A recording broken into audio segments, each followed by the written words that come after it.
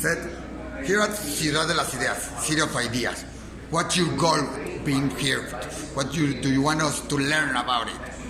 So I talk about how you can understand people better from their internet behavior. So if you see what people search on Google or what websites they visit, you can really understand people better than we've ever known before.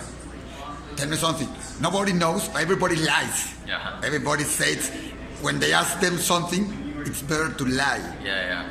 But when Google knows, that's right. It's not lying. So, yeah. Do we have to be careful with Google? Well, the data I analyze is all anonymous in aggregate, so I don't know what any particular person does. I just know in aggregate what people do. You talk about racism in the internet also, and that many times it's not only racism, it's because they're looking for any other thing. But one of the things there is more in the internet, maybe sometimes, or we take care about it, is antisemitism, for example. Do you think that kind of hate is present in the internet, and we can use internet to find them and stop them? Yeah, exactly. So we're starting to learn more and more about anti-Semitism because a lot of these websites, so I'm doing research on Stormfront, which is a white nationalist site that's engaged in anti-Semitism, and we can understand better what drives people to have these hateful attitudes. What did you find there, around there? That a lot of the anti-Semites are really angry anytime there's a successful Jewish person.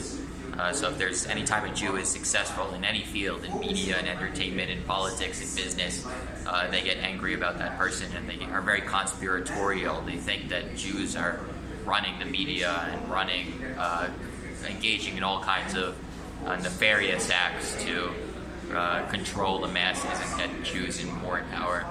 We have a Jewish media. We don't control the media, all the media, but we have a Jewish media. What can we do to reverse this, or to give another impression for these people and to stop it? Or is I nothing think what helps with hatred is if you show people different images. If they have a stereotype of Jews acting a certain way, so they think that Mark Zuckerberg or is kind of a standard Jew, even though Mark Zuckerberg's a great guy, they kind of think, oh, all Jews are kind of very, very rich and very, very powerful, and in business, show Jews that are firefighters and police officers, and kind of change some of the stereotype that Jews, just as every other people, engage in many, many different activities. So what do we have to do? Like people, like a media, can we do something? To maybe highlight. But we used to highlight also the big people that have success, the good Jewish people. Yeah, that you don't want. Obviously, you don't want to ignore, and a lot of these Jews, they do nothing wrong. So George Soros, I don't think has done anything wrong. He's been very charitable, yes. And he has his political views that supports left-wing causes, and there's nothing wrong with that. But for whatever reason, just his being in the media, his attention plays into certain stereotypes and enrages a lot of anti-Semites. But everybody lies, like you said. What are the biggest lies that there are in the internet? You spoke about condoms and sex, but porn is one of them.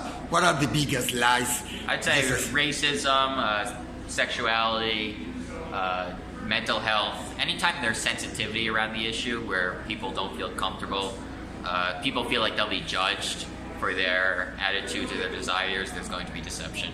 You know that here in Ciudad de las Ideas is going to be a debate about being tolerant with the people that are not tolerant. Yeah. What do you think about that? Because in internet there are many people that are not tolerant. It's tough. I think I'd